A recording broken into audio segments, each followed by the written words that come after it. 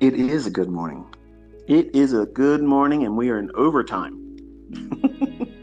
You having fun? I had so much fun this morning. But all good things must come to an end, and my wife said I have until 10 o'clock or it's my ass. So she's being very, very flexible. Okay. So at 10 o'clock, I have to escape here today. But that gives me enough time to hopefully instill into you some things and some takeaways for this week. So obviously you can see that I just did a live stream on YouTube, and we covered a lot of details. We covered a lot of things that were not available to you at the time of me calling the market yesterday, outlining it, and then showing you the live trade, working with the information.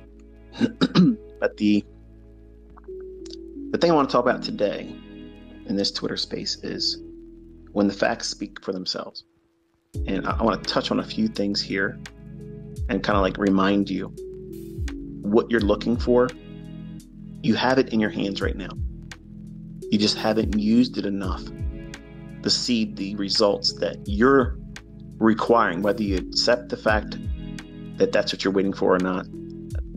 Chances are you want to see yourself do something one time where it's rule-based. You felt comfortable doing it. It did exactly what you thought it was going to do. And if you have that moment, even if it's in a demo account, if you could just get that one event where I didn't tell you, no one else inspired you to do it, you found it all by yourself, that will be a fact that you'll hold on to. And that would be just enough for you to pursue and keep moving forward. Others may require that same thing, but with a live account. And that's why you foolishly sometimes try to do it with real money, or you rush to try to get a combine with it. And then try to do the same logic once you get funded. Should you get funded and you either blow it or cause so much damage that it's pointless to consider going forward with it. My son Cameron, as I mentioned, and you probably already seen, Top Step was very forthcoming with sharing, what he was able to do. And he's received 2 payouts. He passed 3 of his express. I don't know the exact terms for it, but I think it's express funded account. That is the thing that you get apparently after you pass the challenge or combine, or I don't know if they call it combine, but it's the part where if you win in the trade, you don't have the ability to take the money out. And then when you get into the express, my understanding is you're still not trading with real money, but if you ask for payouts, they will pay out based on what you supposedly made. And again, eventually, if they like you as a trader and you exhibit the things that they want to see, they will fund you. And I just saw 2 of my students literally were tapped on the shoulder by Top Step, and now they're funded traders. So not, from my understanding, I'm not sure if this is accurate. So if I'm not accurate, please forgive me and correct me in response on Twitter. But when they say they're funding them, then now they're in a live account where they're actually trading with real money.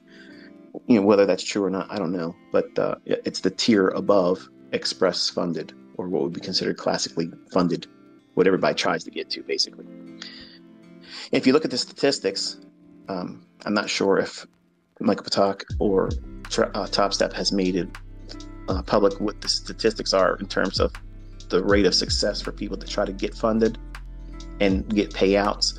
But if you look at the numbers that some of the other Forex funded account companies, they have been very forthcoming, which I have a great deal of respect for, because they're telling you openly, like, you have next to zero chance of doing this unless you know what you're doing. You're probably going to fail.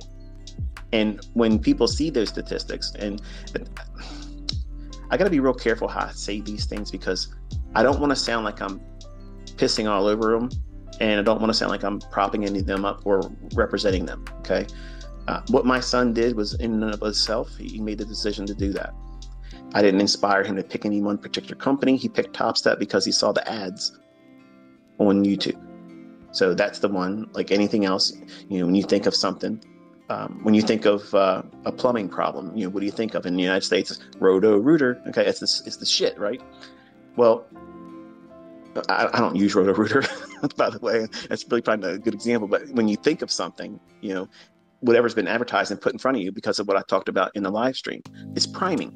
Okay, and advertising, the people that put the most money and capital behind their advertising, they're the one that's going to get, the squeaky wheel gets the oil. Well, Cameron chose Top Step, not because I said pick this one, because I never would have picked any of them.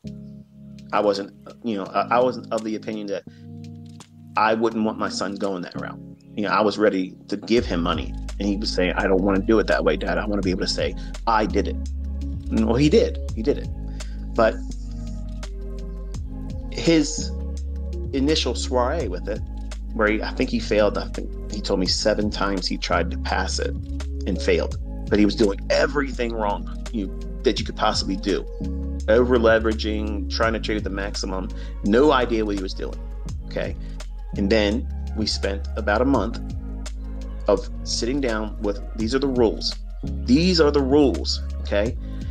You don't have discipline, but the only way you can forge that discipline is by using these fucking rules. Okay. What rules are they? You have to know where you're aiming for. Because if you aim at nothing, you'll hit it every time. And for some of you, that went right over your head. But you have to have a target. You have to have a target in mind where you're aiming for with price. What is it reaching for? If you can't ascertain that by looking at a chart, you have absolutely no business pushing a button where you incur risk, even if it's demo, because the outcome is going to be detrimental to your development, because you're going to be feeding yourself toxic results that were rooted on no real rhyme or reason or model, but you're going to take it as a kick in the ass. You're going to take it as failure. You're not getting what you want, a dopamine hit. So you're treating it like an ex-girlfriend or an ex-boyfriend that were toxic, and they just keep calling you and you don't want nothing to do with them. That's eventually what you'll treat business with, relationships. That way you'll have that same thing towards the markets and trading, which is the reason why I talk to you this way. I use analogies so that way you can draw parallels to something that, oh, I understand what that feels like. I don't want that to feel like that when I'm trading. Don't do the shit you're doing. Do the things I'm telling you to do and avoid the things I tell you to avoid. But here's my son. He's wanting to go out there and show me it's just like video games, and he's going to be, Mr. I am having a senior moment. I can't remember that. Fortnite. Yeah, he's really, really good at Fortnite, and he's really, really good at Call of Duty. Like, he's fucking badass. Like, he kicks my ass. He's really, really good, and it's amazing. He thought that was going to be the same thing for him when he got into this. He has that tenacious, like, I'm going to do it, Dad. And if it's hard, I'm going to be that much more inspired to do it. But then when he got his ass beat trying to do the combines and failed the 7 times or so that he did it, I watched him. He was sulking. He's just like, you could see it in his face. He wasn't walking around with his shoulders back like he always was. He's, the typical 18-year-old boy, right? That knows everything. And I told him, I said, look, here's the rules. You have to aim for an hourly or a 15-minute high. Which one's you going to reach for? The obvious one that it's trying to get to. That's all you need. That's all you need, man. That's all you need.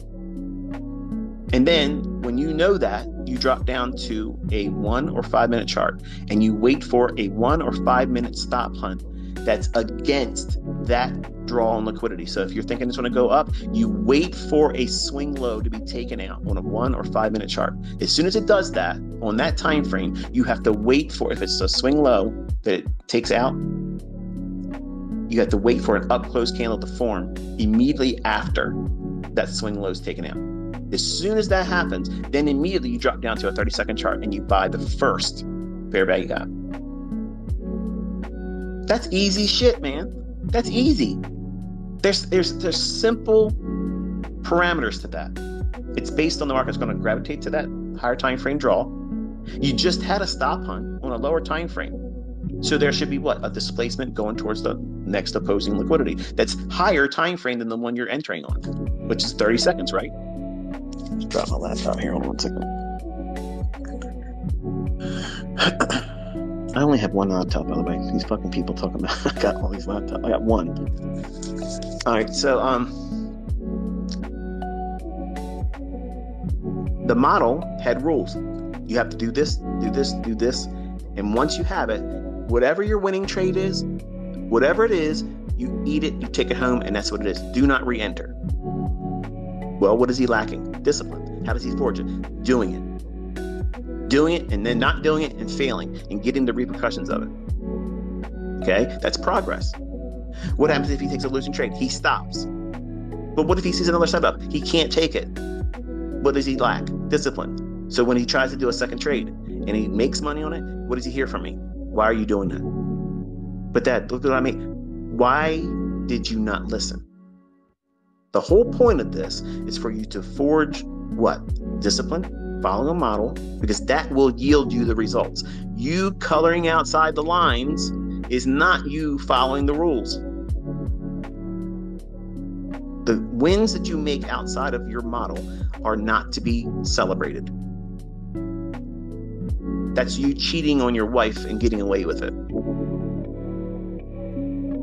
That doesn't mean keep doing it, or it's good because her feelings didn't get hurt, or vice versa. I'm giving you an extreme that maybe it doesn't fit you in a sense of an analogy, but in my mind, you are cheating on the model. You're not giving it time, energy, focus that it requires, that it deserves. I took the time to sit down and write this model up, gave him the rule-based ideas that he has to follow. Any deviations outside of that, if it's a win, I don't give a fuck about that win. That doesn't matter. That is a losing trade to me.